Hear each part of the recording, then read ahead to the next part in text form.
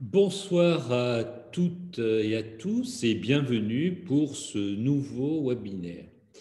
Ce soir, nous allons aborder un thème où, dans le titre, nous avions, avec humilité, marqué santé environnementale, un monde à bâtir. Oui, effectivement, il nous faut bâtir le monde autour de la santé environnementale. Toutefois, on ne peut pas méconnaître qu'il y a déjà eu beaucoup d'efforts, beaucoup d'implications des médecins sur ce thème de l'environnement et de la santé. Je pense à des travaux qui ont été réalisés dans de nombreuses URPS, à des initiatives qui ont été prises ici ou là, et à des enquêtes ou des implications des médecins sur le terrain dans les différents territoires. De plus, il nous faut souvent répondre aux interrogations des patients qui aujourd'hui sont beaucoup plus sensibles à ces thèmes de l'impact de l'environnement et de la santé. Je vous propose ce soir d'aborder trois chapitres, si j'ose dire, dans ce webinaire. Le premier, impact environnement sur la santé. Quel est le rôle pour le médecin libéral? Le deuxième thème, l'impact de notre activité libérale sur l'environnement. Et je trouve que c'est très intéressant de s'interroger sur ce thème-là et poser la question en ces termes-là. Vous verrez que c'est extrêmement riche.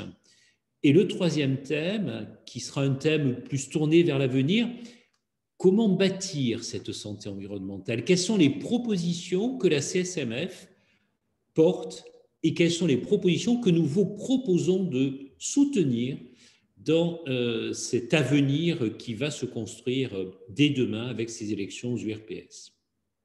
Je terminerai simplement en vous disant que c'est le quatrième webinaire de la série, que vous retrouverez l'ensemble de ces webinaires sur notre site internet et que vous pourrez bien sûr les écouter ou revoir ce que vous n'avez pas vu, les faire partager.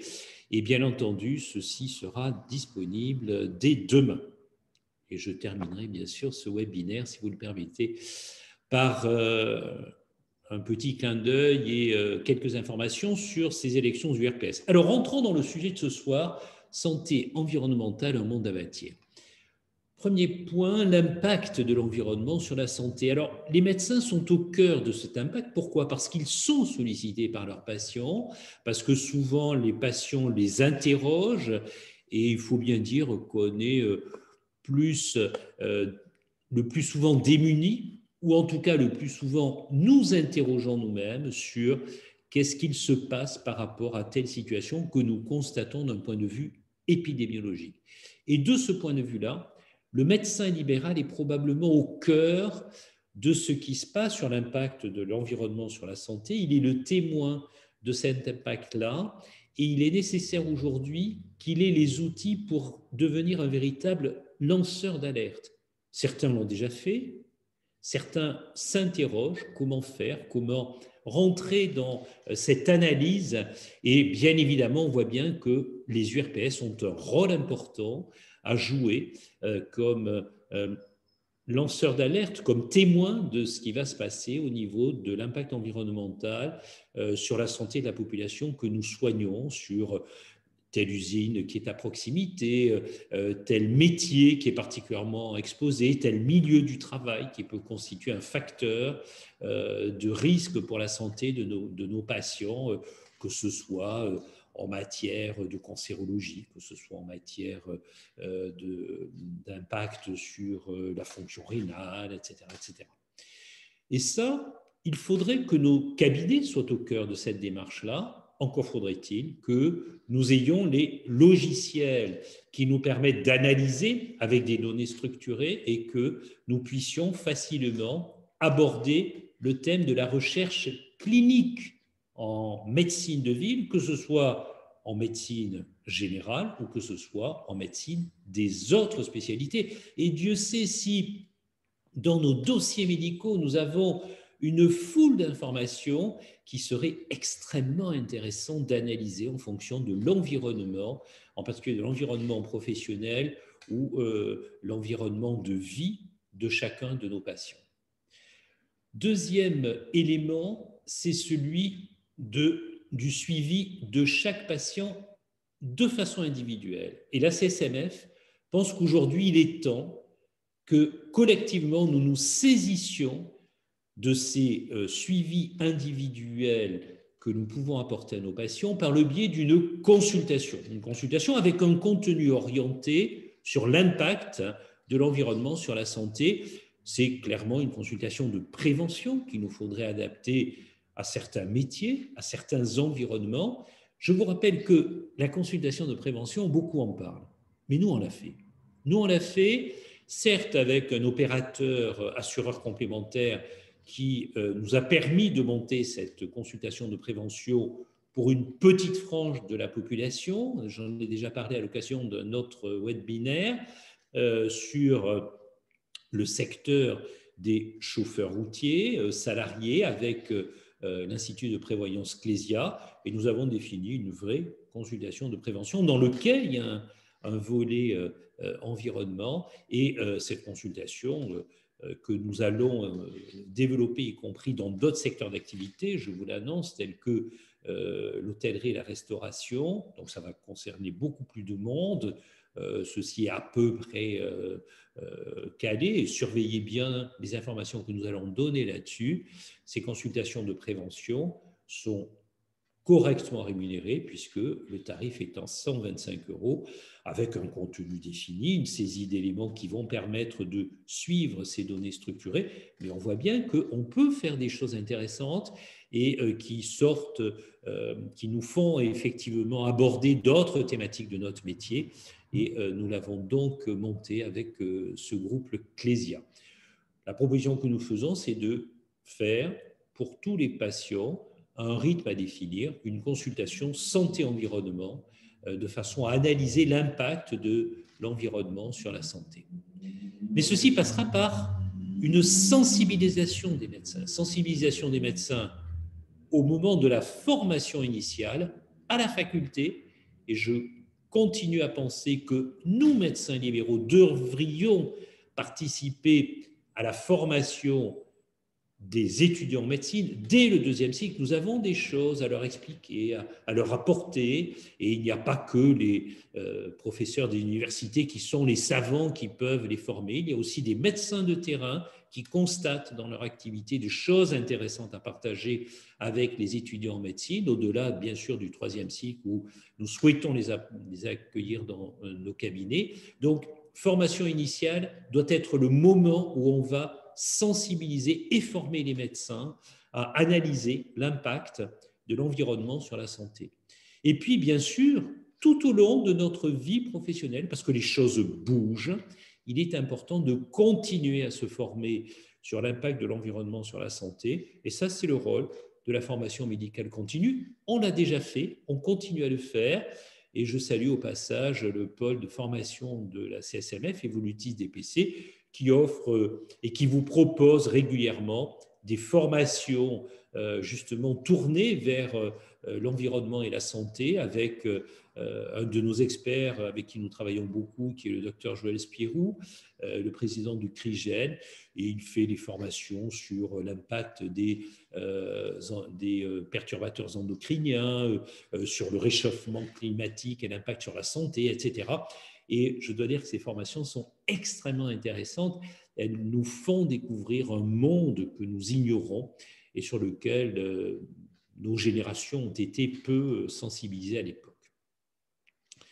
Deuxième point que je souhaiterais aborder, qui va peut-être en surprendre certains d'entre vous, c'est l'impact de notre activité médicale sur l'environnement et donc sur la santé des patients que nous soignons.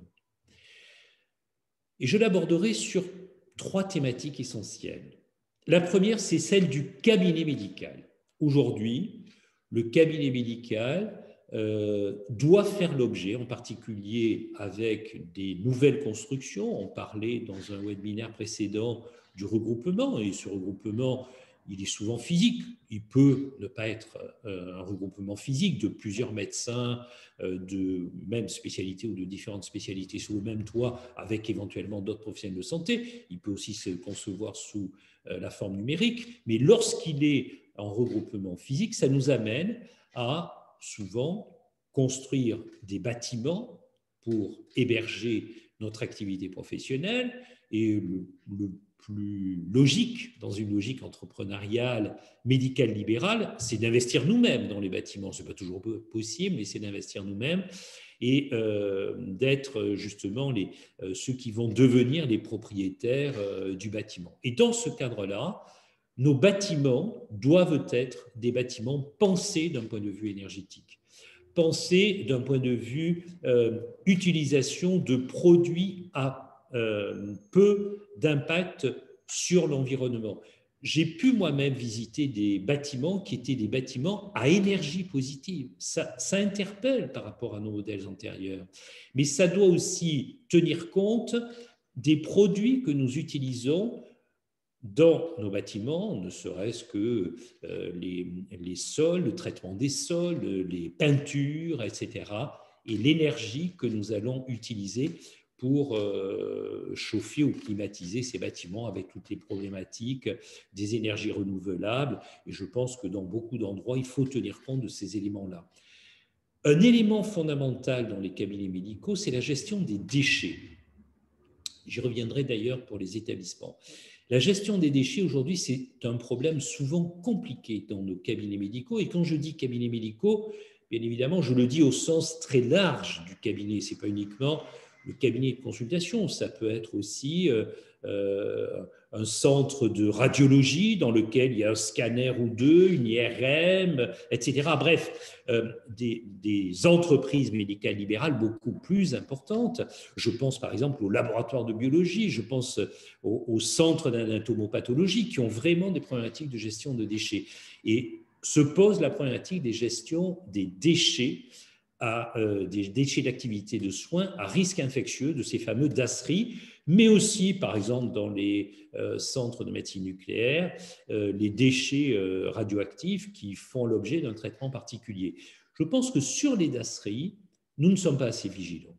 Nous ne sommes pas assez vigilants parce que souvent, on n'est pas suffisamment attentif au tri des déchets. Sachez que les DASRI, ils doivent être portés à 850 degrés pour être éliminés dans les usines d'incinération. C'est donc une dépense énergétique extrêmement importante.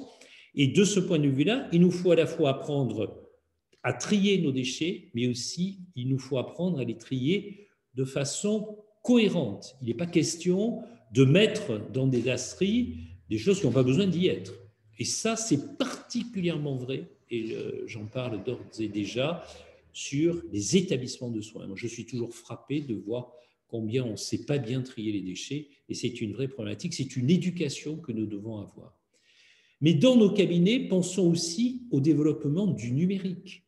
Pensons au zéro papier, parce que de plus en plus, ça va s'imposer. Mais le zéro papier, ça veut dire qu'on va avoir une gestion des archives qui va être complètement différente. Ça veut dire qu'on va mobiliser beaucoup moins de locaux, beaucoup moins d'énergie pour conserver nos archives qui, en plus, doivent faire l'objet d'un traitement particulier. Alors, bien sûr, il va falloir être attentif sur la façon dont nous gérons ce passage au numérique, au zéro papier. Mais bien évidemment, c'est un impact environnemental qui n'est pas neutre par rapport à notre activité médicale. Et puis, développons l'activité numérique, parce que l'activité numérique, au niveau de la télémédecine, la téléconsultation, la téléexpertise, c'est aussi une façon, quelque part, d'éviter le déplacement des patients avec ce que ça veut dire sur l'impact, certes, qui n'est pas énorme, mais vous savez, c'est la politique du colibri que vous connaissez bien, où le colibri amène une goutte d'eau pour éteindre un incendie, mais c'est ça, c'est chacun qui a son petit impact là-dessus. Enfin, les véhicules que nous utilisons en particulier dans notre activité professionnelle, il faut penser à avoir des véhicules à faible impact environnemental, des véhicules hybrides ou des véhicules électriques. Donc on voit combien il est important de réfléchir à tout ça dans notre activité professionnelle et combien il est important de faire évoluer nos modèles. Dans les plateaux techniques lourds, j'en parlais tout à l'heure, je pense en particulier à l'imagerie en général. On voit bien qu'on est passé de la radiologie analogique au sel d'argent qui posait des problèmes de gestion de déchets qui étaient phénoménales, à une utilisation du numérique. Et je pense que de ce point de vue-là, on a beaucoup progressé. Il faut terminer ce développement, permettre aux médecins de terrain d'avoir facilement accès à ces PACS qu'il y a en radiologie et qui nous permettent effectivement de pouvoir analyser les choses facilement. Deuxième volet sur l'impact de l'activité médicale sur l'environnement, ce sont les établissements de soins. On retrouve des notions sur lesquelles il nous faut réfléchir qu'on a dans les établissements de soins, en particulier les bâtiments, bien sûr, les bâtiments qui aujourd'hui devraient être des bâtiments qui soient éco-pensés, qui soient à faible environnemental, voire à énergie positive. J'ai eu l'occasion moi-même de visiter un centre hospitalier de ce type-là et c'était absolument passionnant. Mais dans les établissements de soins, pensons au matériel jetable. Pensons à tout ce qui est aujourd'hui en double emballage et qui est du matériel jetable. Est-ce que vraiment on a toujours est-ce qu'il est justifié? Est-ce qu'on a toujours besoin d'avoir ce matériel jetable? Est-ce qu'il n'y a pas des éléments sur lesquels on pourrait réfléchir à du matériel réutilisable? Et bien sûr, je ne vais pas plaider pour les seringues en verre restérilisables, mais il nous faut avoir une réflexion autour de ça. Et je suis toujours frappé de voir les déchets que nous générons dans les blocs opératoires. Ça interpelle parce que la plupart du temps, ça part en dasserie parce qu'on ne sait pas trier.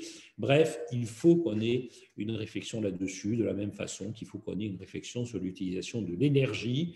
Ça ne sert à rien de climatiser un service en été si vous laissez les fenêtres ouvertes. Ça ne sert à rien de chauffer un service hospitalier si vous laissez les fenêtres ouvertes en hiver. Donc voilà le genre de choses sur lesquelles collectivement il nous faut réfléchir.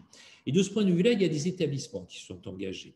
Et je citerai deux démarches que je trouve extrêmement intéressantes. La première, c'est une certification européenne qui s'appelle la certification EMAS. C'est une certification qui correspond à la qualité environnementale de l'entreprise. Ce n'est pas spécifique au secteur de santé, mais je sais qu'il y a des établissements de soins, en particulier la clinique où j'exerce à Perpignan. Et à l'époque, j'étais président de CME, je dois dire que j'ai beaucoup œuvré pour que la clinique rentre dans cette certification. Et nous avions obtenu ce label qui nous avait permis de sensibiliser l'ensemble du personnel à ces éléments que j'ai commencé à vous développer. Mais il y a tout un programme pour obtenir cette certification autour de la qualité environnementale. Et ceci m'avait été un peu suggéré par ce que j'avais eu la chance de connaître il y a quelques années, et c'est vrai que ça nous remonte à quelques années en arrière, par le biais d'une structure qui s'appelle le Comité du développement durable en santé.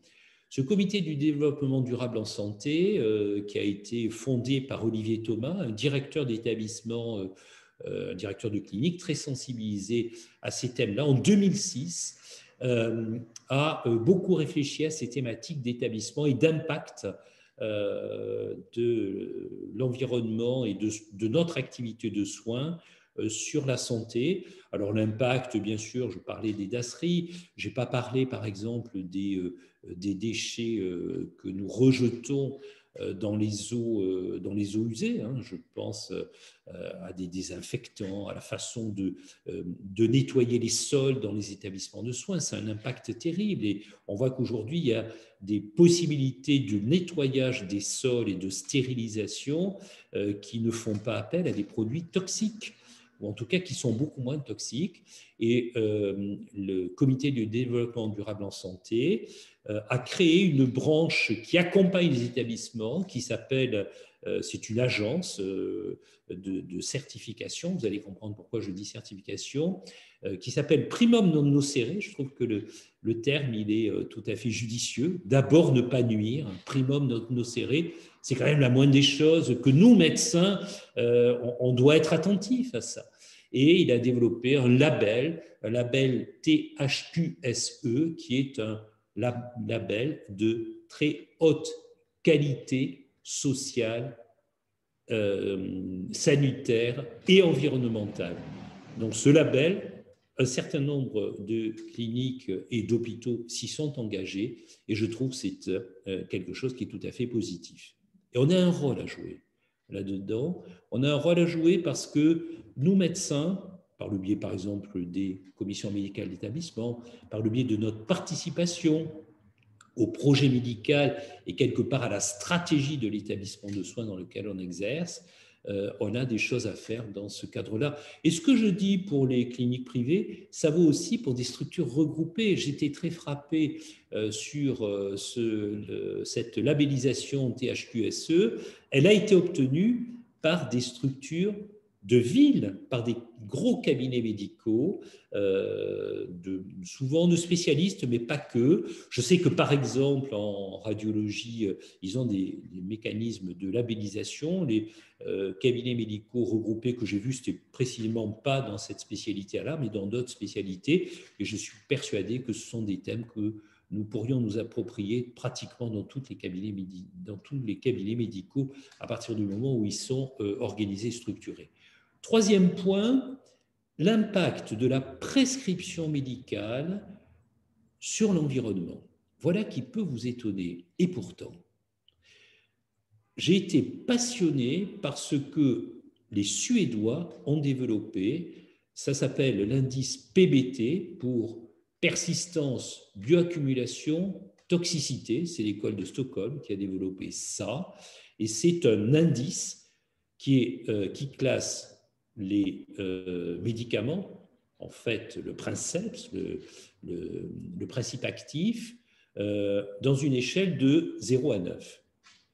3 points pour chacun de ces 3 items, persistance, bioaccumulation, toxicité. Ça a été créé en 2005, lorsque j'étais président de l'URPS Languedoc-Roussillon et que j'ai eu cet honneur et ce plaisir-là. J'avais récupéré cet indicateur PBT et nous l'avions mis sur le site internet. C'était en 2013 déjà, donc vous voyez que ça fait bien longtemps que la CSMS s'intéresse à ces thèmes-là. Et c'est très intéressant parce qu'on voit que notre prescription médicale, elle a un impact par le biais des déchets.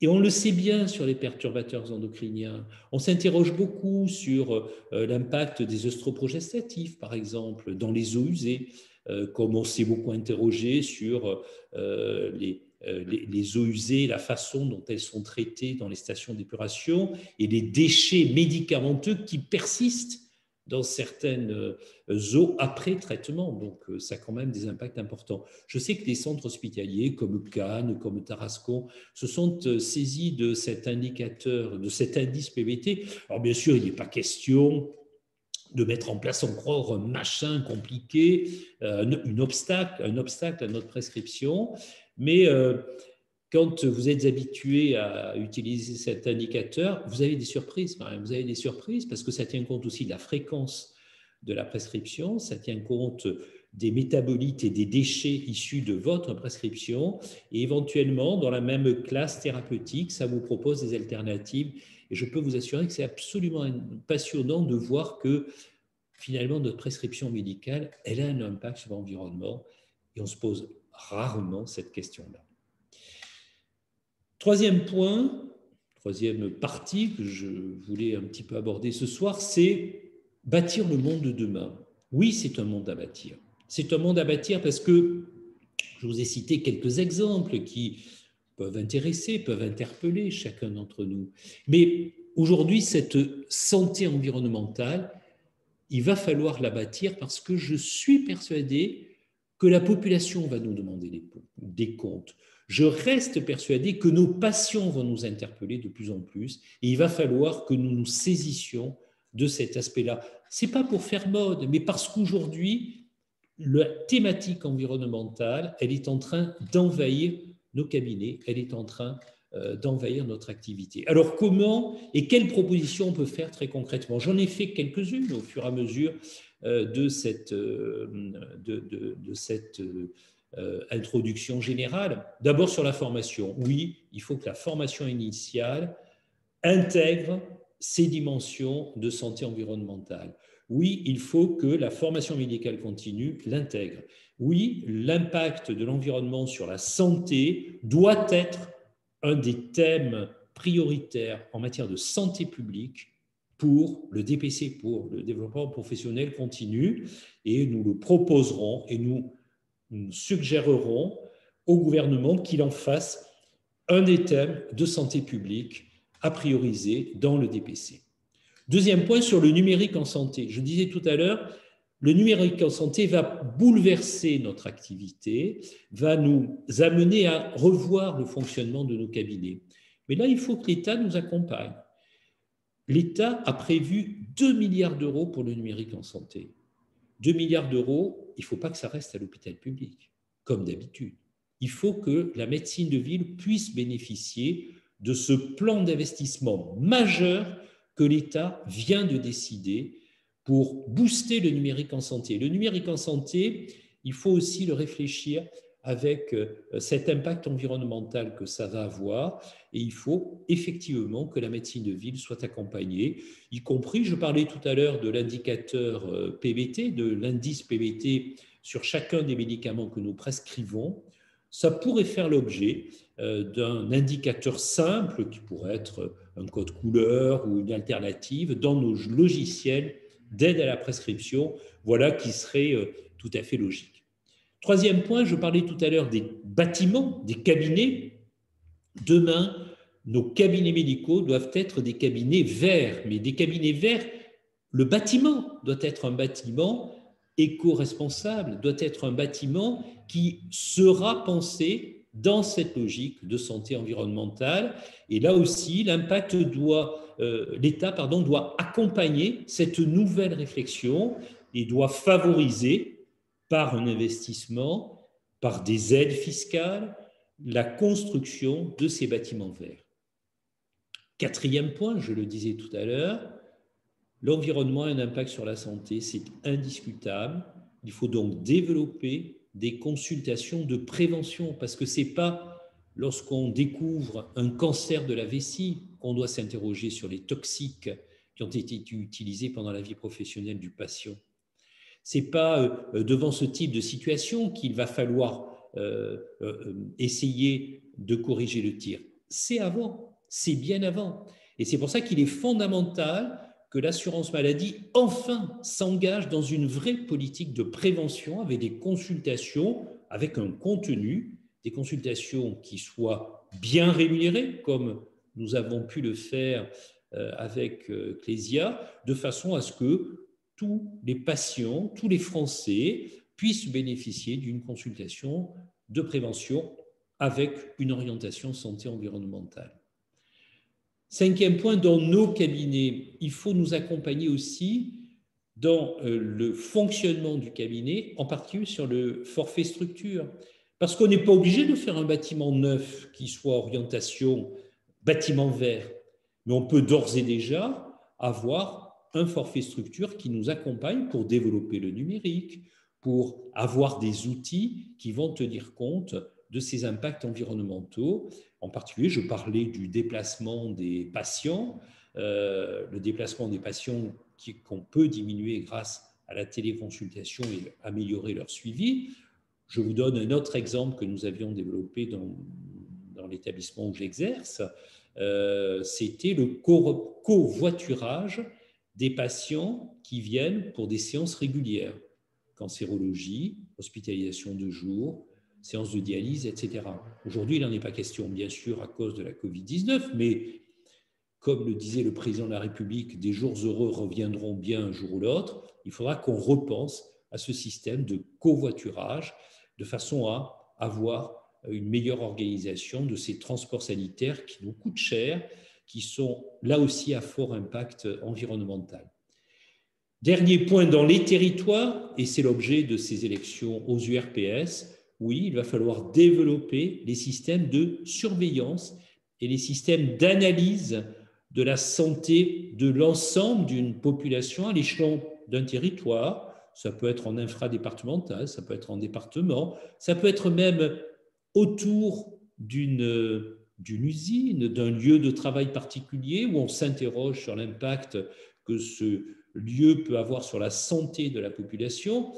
Je pense par exemple à ce qui a été beaucoup développé dans les Antilles autour de la chlordécone et les pesticides qui sont utilisés dans ces contextes-là, mais ça vaut aussi sur l'ensemble de la ruralité. Il y a des études à faire et je pense que les URPS doivent se saisir de ça, doivent être valorisés pour ça et le travail médical doit être valorisé dans ce contexte-là. Donc vous voyez qu'un monde est à bâtir et la CSMF fera tout pour que les médecins s'investissent aussi dans ce monde-là, parce que sinon, demain, nous pourrions avoir des comptes à rendre sur ces dimensions un peu nouvelles qui apparaissent dans notre activité. Je sais que ce n'est pas ce qui passionne le plus nos confrères aujourd'hui, qui sont le nez dans le guidon, surtout avec la vaccination et toutes ces décisions absolument incompréhensibles du gouvernement et ce mépris pour l'implication des médecins libéraux. Mais je sais que tout le monde est très impliqué sur le terrain aujourd'hui. Mais pensons à demain, pensons à l'avenir et pensons à l'impact de l'environnement sur la santé, pensons à l'impact de notre activité sur l'environnement et donc quelque part en ricochet sur la santé de nos concitoyens, des Français, de nos patients. Et j'aime beaucoup l'expression primum non nocere. Voilà ce que je voulais dire sur cette thématique santé environnementale, mais bien sûr, je suis prêt à répondre aux différentes questions. Le débat est animé par Olivier Collin, qui est notre directeur de communication, et ceux qui ont participé au webinaire précédent, vous avez vu qu'il organise les choses et il n'hésite pas à bousculer et à poser des questions pertinentes et quelquefois impertinentes, mais j'essaie d'y répondre. Olivier, la parole est à vous.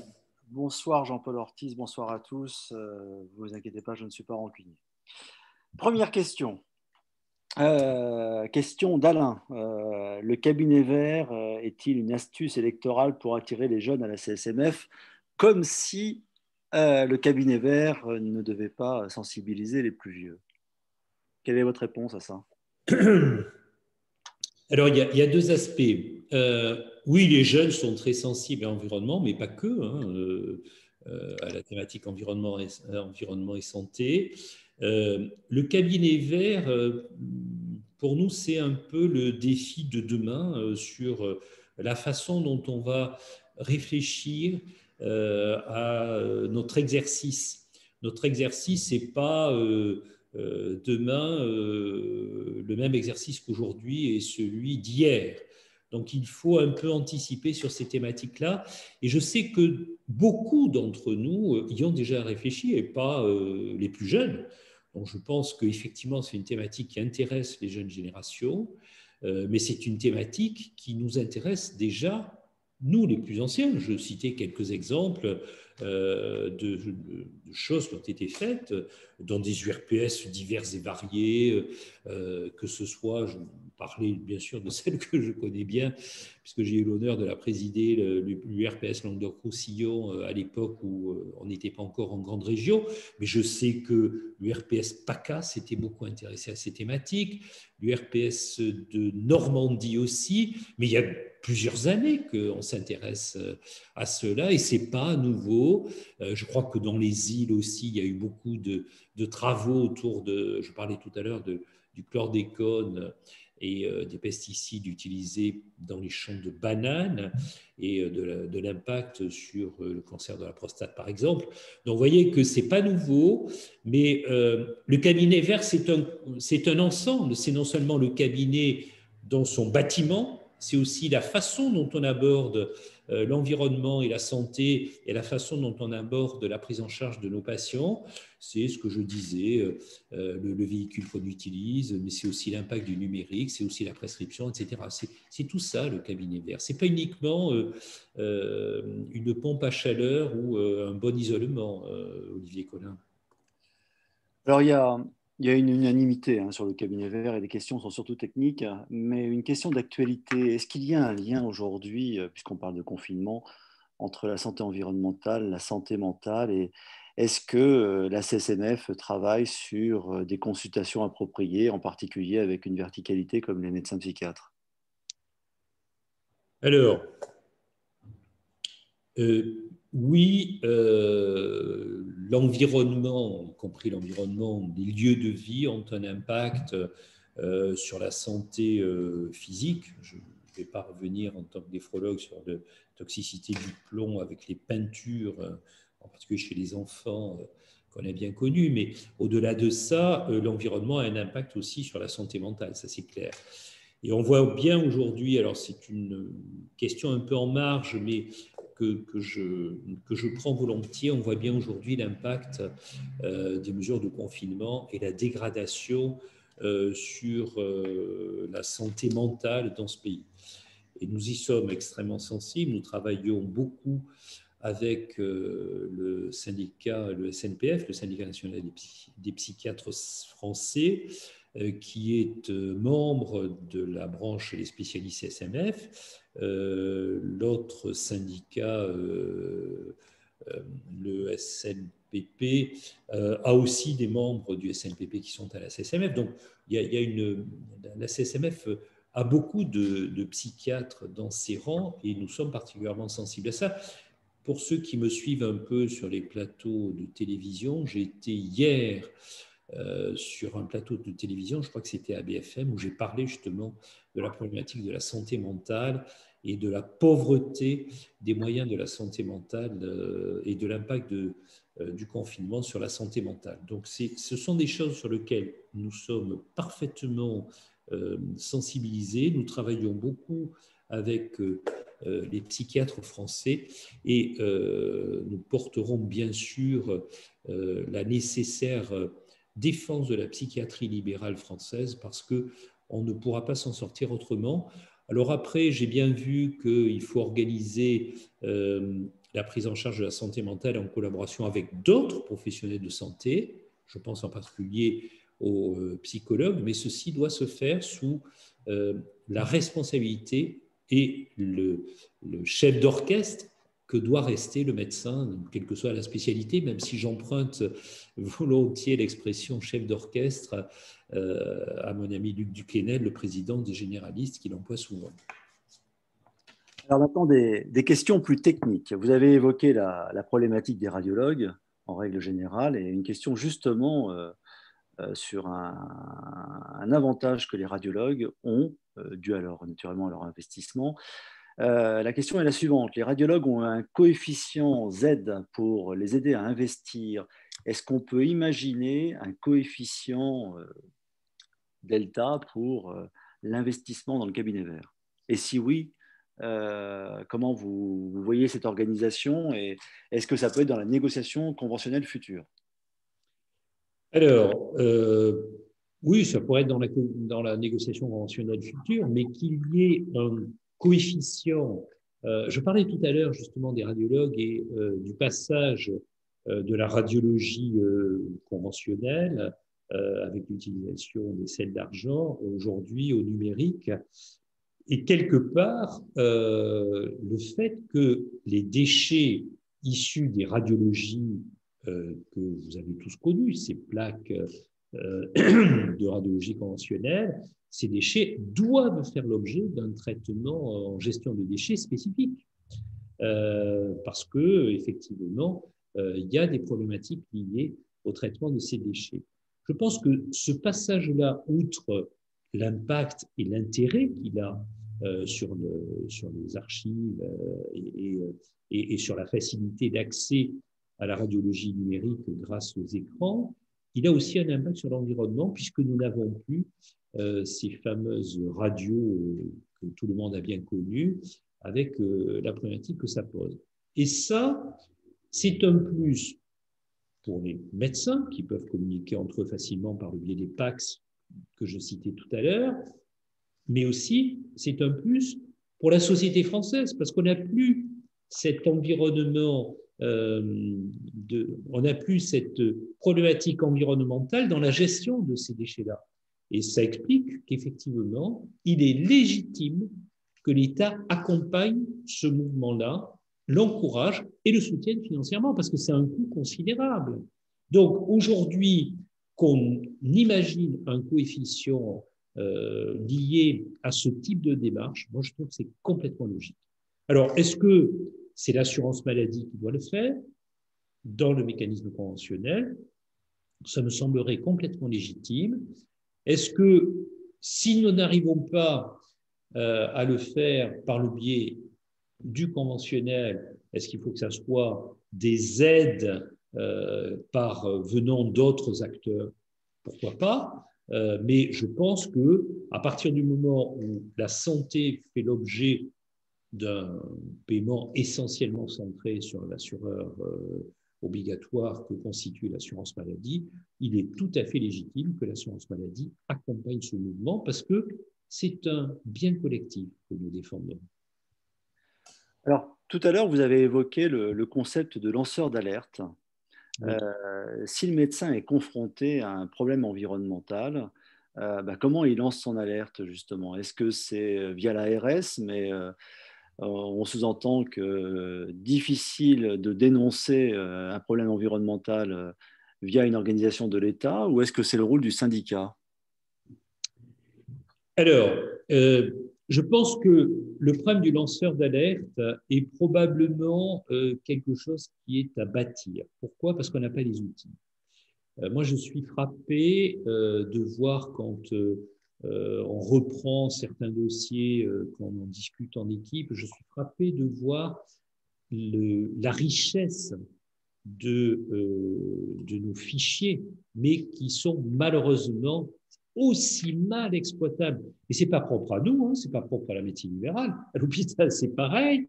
Quand un interne veut faire une thèse en médecine des autres spécialités, en médecine générale, souvent, il le fait plus ancré sur des cabinets médicaux de ville, mais en médecine spécialisée, des autres spécialités, c'est quasiment impossible. Et il est obligé, effectivement, l'interne qui fait sa thèse, de reprendre des dossiers.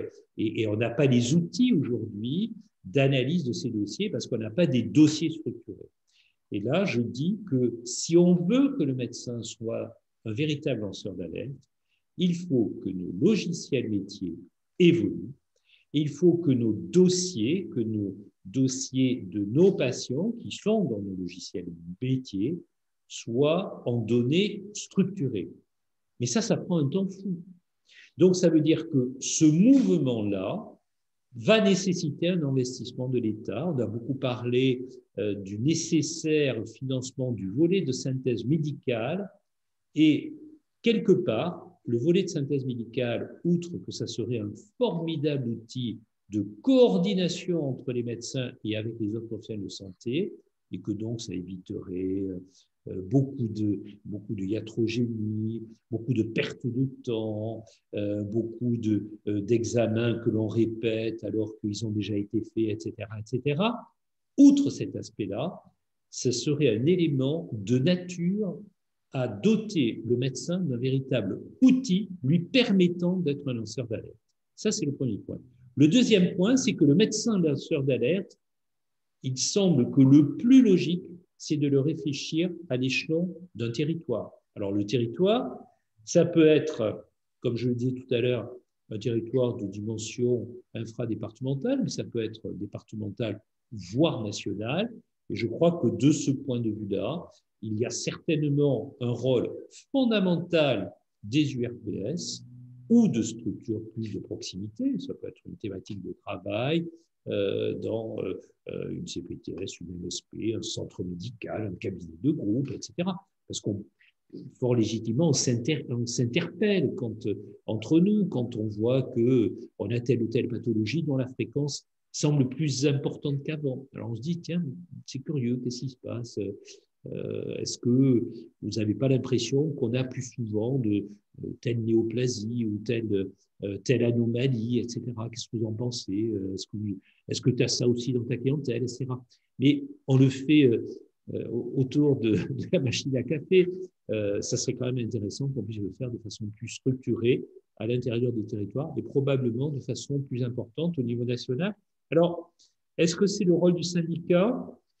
Ça pourrait si on est alerté par les URPS, parce qu'on pourra avoir ce relais politique auprès des décideurs, mais ça pourrait aussi être le rôle de structures comme la CNURPS, ça pourrait être le rôle de nos comités, de nos conseils nationaux professionnels, parce que souvent, il y a une transversalité du collège de médecine générale, etc. Bref, je crois que vraiment, c'est un monde à bâtir, mais avec tous les acteurs médicaux, quel que soit leur secteur. Alors, une question un petit peu plus polémique et en lien aussi quelque part avec la pertinence. La CSMF est-elle pour ou contre la distribution des médicaments correspondant à la durée du traitement? Et si oui, comment l'imposer face au lobbying des pharmaciens et des labos pharmaceutiques? Alors, je trouve que c'est une excellente question. C'est une excellente question et moi je dois vous dire que j'avais publiquement pris position il y a quelque temps de ça là-dessus. Un constat, les pharmacies des patients, les pharmacies des ménages sont riches de beaucoup de choses en France. Ça montre quand même que y a quelque chose qui va pas bien. Pourquoi est-ce que dans les pharmacies des ménages des Français, on trouve autant de médicaments divers et variés? Alors, qu'il y ait des médicaments de confort, je comprends tout à fait, mais enfin, on y trouve de tout. Et quelquefois, c'est quand même hallucinant. Donc ça pose un problème. Alors, ça pose d'abord un problème qui est celui de l'adhésion du patient au traitement. C'est pas gagné. C'est pas gagné et je pense que de ce point de vue-là, je le dis souvent lorsque je rencontre des dirigeants de laboratoires pharmaceutiques. Moi, je leur dis souvent, vous savez, aujourd'hui, bien sûr qu'il y aura des nouvelles molécules, bien sûr que, on l'a vu sur le Covid, il y a de la recherche à faire, et bien sûr qu'il y a des choses à continuer à trouver. Et quand on voit la liste des principes actifs qu'on a pour traiter l'immense majorité des pathologies en France, le problème aujourd'hui, c'est l'adhésion du patient à son traitement. Et donc, ils prennent l'ensemble de son traitement, surtout sur les pathologies chroniques, sans l'oublier, et tout au long de la durée du traitement. Mais à l'inverse, le deuxième problème, c'est qu'il y a en France, c'est très spécifique à la France, une inadéquation entre la prescription médicale que nous, médecins, nous faisons, par exemple un traitement antibiotique, 8 jours. Sauf que le pharmacien, il va délivrer 10 ou 12 jours parce que la boîte n'est pas de dimensionnement prévu, etc., etc. Et donc, il y a tous ces reliquats, alors que le patient, il a bien pris ce que vous lui aviez dit à la dose et la durée prévue. Il n'y a pas de problème. Et là, il reste des comprimés. Et ça, quelque part, c'est quand même fort dommage parce qu'il y a un gaspillage et en plus, il y a un risque qu'à un moment donné, la maîtresse de maison jette le reliquat avec l'impact que ça peut avoir, parce que bien sûr, ça part dans les déchets d'ordures ménagères et donc le traitement n'est pas le même. Donc, je pense que là, il y a effectivement des problématiques à régler. Bon, je suis très frappé par d'autres pays européens qui ont mis au point cette dispensation à la durée du traitement. C'est le cas en Allemagne, si je ne me trompe pas, où effectivement, ça me semble beaucoup plus logique. Dans d'autres pays européens, je pense à l'Espagne, chez les sujets âgés, les pharmaciens préparent des piluliers et donc sous blister, hein, c'est très bien fait, c'est compris dans la prestation pharmaceutique et je trouve que c'est quand même très intelligent de l'organiser comme ça. Donc, il y a des choses à faire pour éviter à la fois ce gaspillage et cette toxicité. Moi, je crois que là, il y a vraiment des progrès à obtenir de la part de l'ensemble des acteurs, c'est clair. Alors avant de passer à la question de Faisal, un message d'encouragement de Nadine qui dit merci, c'est un sujet passionnant. Nous avons un projet de MSP et donc c'est un sujet très utile pour nous parce qu'effectivement, Nadine a raison, il faut le gérer en amont. Alors la question de Faisal, elle est sur en fait la qualité du stockage des données et il dit le fait de stocker les dossiers en support numérique permettra-t-il de se débarrasser définitivement des dossiers papier? La réponse est oui. La réponse est oui. Et je le disais pour moi, passer au zéro papier, passer au numérique, c'est pas pour faire mode, c'est pas, non, c'est aussi un impact environnemental. Écoutez, moi, je suis frappé, je suis installé depuis quelques années maintenant, et j'ai des dossiers papier qui encombrent une pièce entière, et je ne sais pas comment on va gérer ça, mais c'est une vraie problématique aujourd'hui. Il faut absolument qu'on arrive à développer du numérique de façon à avoir une très large diminution. Alors, c'est pas, bien sûr que c'est le papier, le papier, le support, mais pensons à ce qu'on utilise pour imprimer, c'est-à-dire l'encre, c'est-à-dire les imprimantes, aujourd'hui les imprimantes couleur, etc. Bref, tout ça, ça a quand même un impact environnemental qui est loin d'être neutre. Vous avez vu l'intérieur de ces imprimantes. Enfin bon, je crois que aujourd'hui, il faut de plus en plus, c'est un problème générationnel aussi, mais de plus en plus s'habituer à travailler sur du numérique avec ce que ça veut dire. Je parlais tout à l'heure des radiographies, mais c'est vrai que c'est une vraie révolution à impact fort d'un point de vue environnemental, et ça, l'État doit le soutenir et doit l'encourager. Alors, un sujet d'Isabelle qui dit bonsoir, travailler à la mise en place de circuits de recyclage et de d'examen partout en France serait une bonne idée. Oui, tout à fait. Je pense qu'on ne recycle pas assez. Je parlais tout à l'heure du tri des déchets. On met en dasserie, je le vois dans la clinique, on met en dasserie tout et n'importe quoi. Et il faut sensibiliser le personnel avec qui on travaille et nous-mêmes à faire un tri des déchets. Mais dans le même temps, il faut certainement réfléchir à un certain degré de recyclage. Il y a des choses qu'on pourrait recycler. Je parlais tout à l'heure du matériel réutilisable. Est-ce que vous avez vu dans les blocs opératoires ce qu'on génère? C'est phénoménal. Alors, certains usent de la moquerie facilement en disant tu veux nous faire revenir au sarrau en tissu et aux tenues de bloc qu'on passait à la blanchisserie, aux seringues en verre, etc. C'est pas que je sois tourné vers le passé, c'est pas du tout ça. Je pense qu'il faut réfléchir à ces problématiques-là. Est-ce que tout ce qu'on fait est logique, légitime? Est-ce que tout ça se défend? Est-ce que tout ça s'argumente? Ou est-ce que finalement, il n'y a pas des choses où finalement, par une certaine facilité, on ne réfléchit pas à l'impact? Moi, c'est ça, c'est ce qui se passe derrière que je trouve intéressant à réfléchir. Alors, une question de Marc en lien avec le DMP. L'État gaspille un argent fou dans l'informatique, l'exemple du DMP. Les 2 milliards vont être gaspillés si le gouvernement ne change pas d'approche. Comment l'inciter à être plus pragmatique? Excellente question sur le plan numérique en santé. Alors d'abord, je l'ai dit, hein, moi je crains malheureusement que ce plan numérique en santé, ça serve comme les centaines et les centaines de millions d'euros précédents dans une informatisation de l'hôpital public qui n'arrive pas à se structurer. Ça, c'est une réalité. Je suis toujours frappé de voir combien, à l'intérieur d'un même hôpital, ça ne discute pas entre les services. Ça ne dialogue pas d'un point de vue simple entre les différents services via le numérique. Alors, la faute à qui? La faute, effectivement, au fait que l'État n'a pas pris ses responsabilités. Alors, c'est quoi prendre ses responsabilités? Et on a beaucoup travaillé et réfléchi avec deux acteurs importants, me semble-t-il, aujourd'hui. Moi, j'attends beaucoup d'eux. Je vous avoue que je commence à m'impatienter. C'est Dominique Pont et Laura Le Tourneau, qui sont les deux pilotes de l'Agence du numérique en santé et de la mission numérique en santé, donc qui ont un peu structuré tout ça. L'Agence du numérique en santé étant présidée par Jacques Lucas. Et en particulier Dominique Pont, je trouve que sa réflexion elle est extrêmement intéressante. Qu'est-ce qu'il dit, Dominique Pont? Il dit, aujourd'hui, le numérique en santé, il s'est construit n'importe comment. Personne n'a donné les règles. L'État doit donner les règles et moi, je suis complètement acquis à ça. L'État doit dire comment on doit structurer des données de santé. Quel est l'identifiant en santé commun à tout le monde? qu'on doit avoir dans ce pays, parce que sinon, on ne s'en sort pas.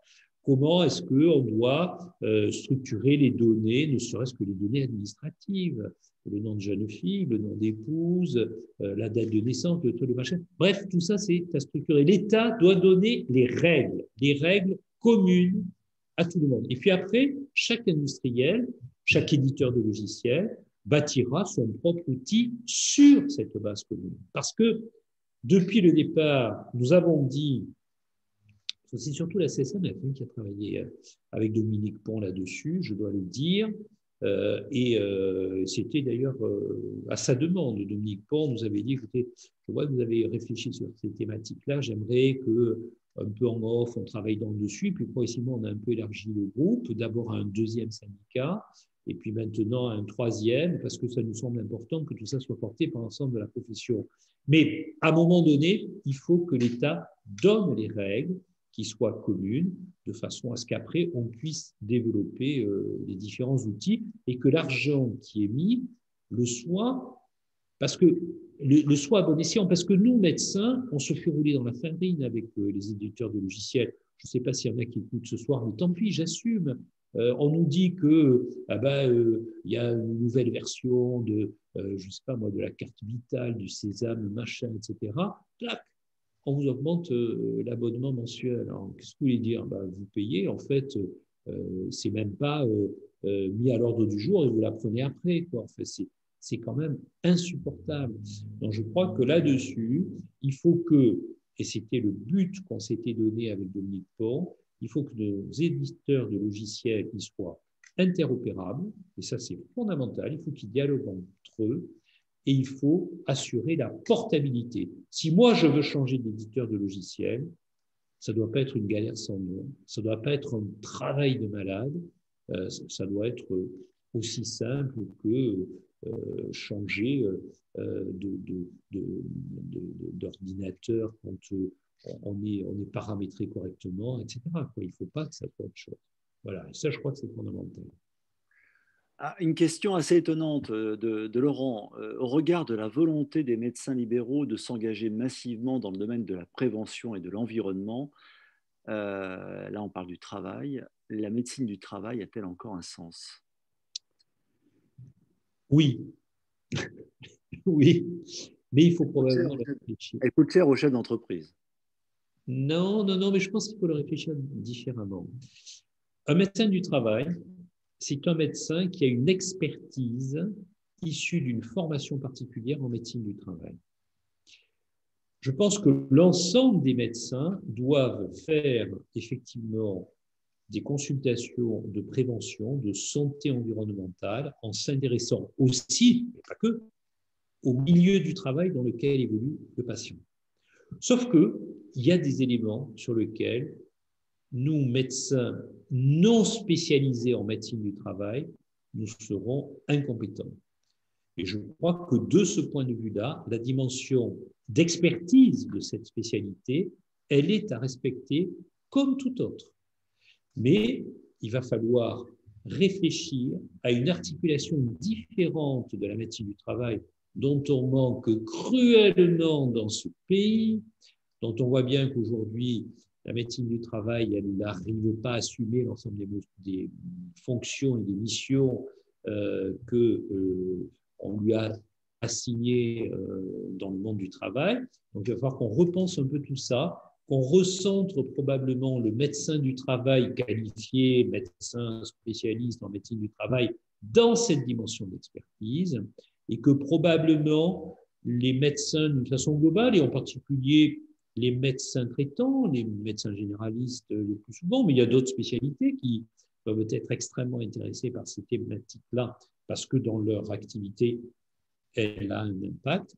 Il faudra qu'effectivement, on puisse travailler en lien avec le monde du travail, avec la médecine du travail. Je crois qu'il y a des choses à faire. Alors, une question de Christiane, qui a dû être traumatisée, comme beaucoup de médecins d'ailleurs, je dis avec humour, mais sur la bureaucratie. On parle de la santé de la population, mais environnement et santé du médecin. La CSMF est-elle Oui. prête à diminuer les nuisances environnementales du médecin en s'opposant aux contraintes administratives de la CPAM? Il n'y a pas que la CPM. Il n'y a pas que la CPM qui invente des contraintes administratives. Il y a tout notre système de santé, mais ce n'est pas que notre système de santé, c'est notre société en général qui est empêtrée dans une bureaucratie permanente. Et en particulier, euh, Christiane, je crois, la question a été posée par notre consoeur, elle part de la CPM, et c'est vrai que c'est insupportable de voir qu'on est obligé de justifier, on est obligé de remplir des papiers en permanence, parce qu'on est considéré par essence presque comme un fraudeur, comme quelqu'un qui ne respecte pas les règlements, et on est obligé de montrer qu'effectivement on est dans les coups. Mais en général, c'est l'inverse. C'est l'inverse qui doit être fait. Je suis désolé, mais la justice, elle fonctionne différemment.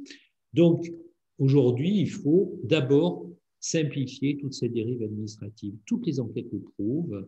Le médecin souffre beaucoup trop et passe beaucoup trop de temps à cette bureaucratie et à cette dérive administrative de notre métier. Alors, on a des solutions. On en parlait avec le cabinet 2030 et l'environnement du médecin, avec des collaborateurs qui doivent nous décharger de tout ça. Et j'invite Christiane éventuellement à regarder ce webinaire consacré au cabinet 2030.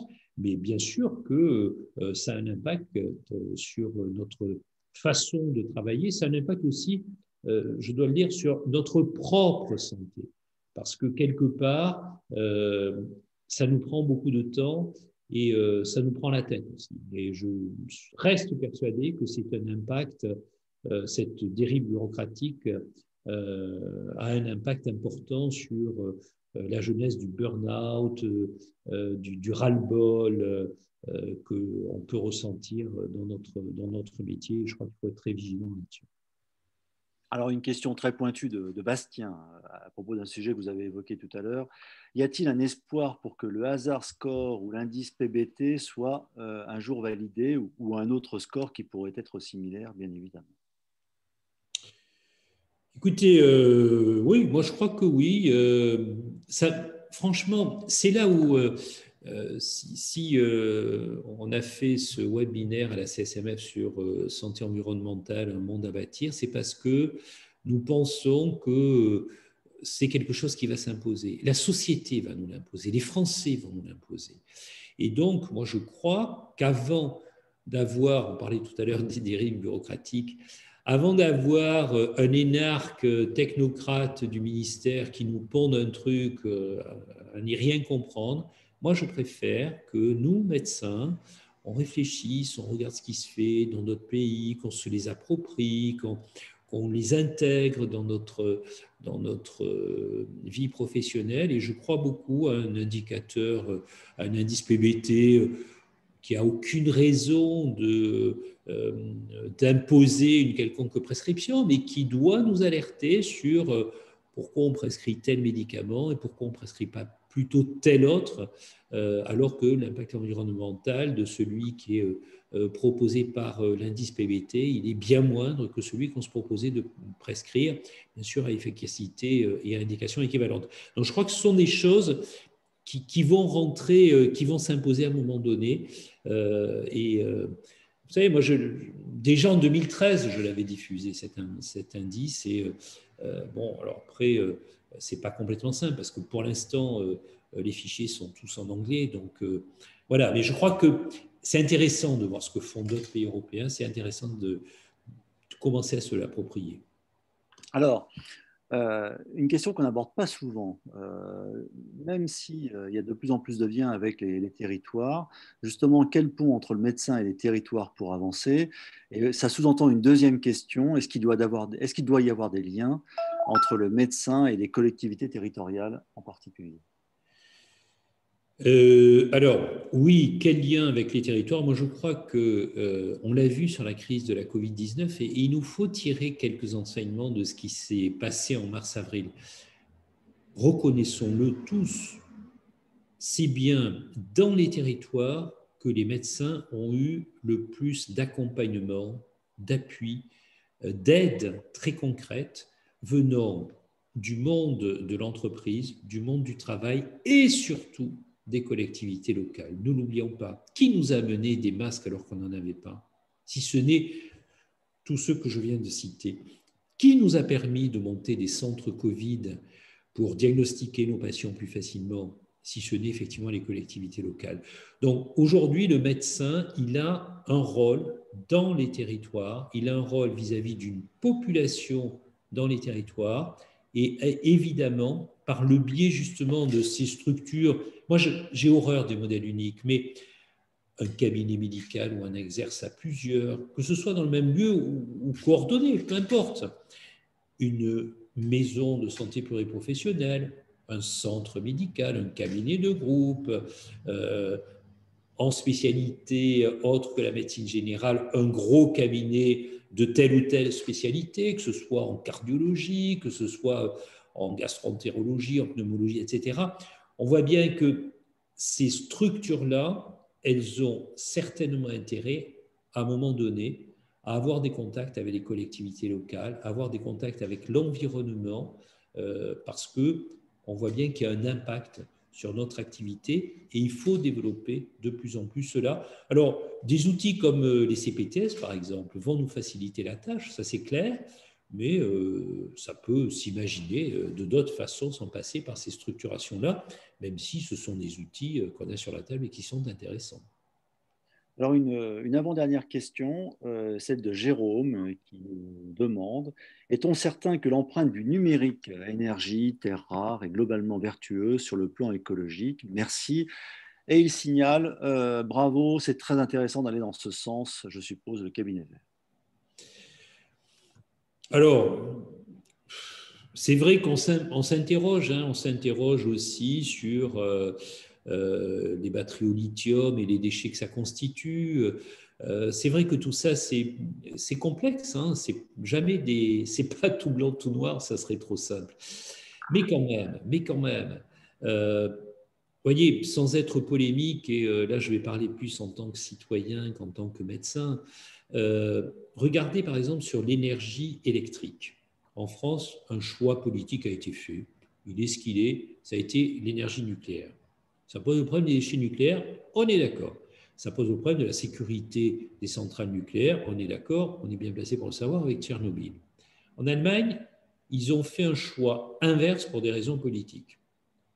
Le constat qu'on fait aujourd'hui, c'est que l'énergie électrique en Allemagne, elle vient surtout de l'énergie issue des centrales thermiques, avec des déchets, en particulier en matière d'air, qui sont extrêmement lourds, toxiques, parce que quand on fait l'électricité à partir du charbon, je vous passe les détails, mais on sait bien que c'est extrêmement impactant sur l'environnement.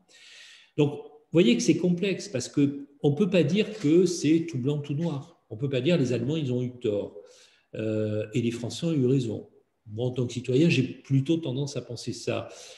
Mais je m'interroge aussi sur l'impact des déchets liés à l'énergie nucléaire. Donc, ce n'est pas simple. Oui, je pense que le numérique en santé est de nature à diminuer l'impact sur l'environnement en matière de santé. Je crois qu'il y a des choses où on le découvrira aussi. Quand on dit que c'est un monde à bâtir, c'est un monde à bâtir. Le monde est ouvert, il faut y aller. Il faut y aller, il faut réfléchir. Et il faut construire.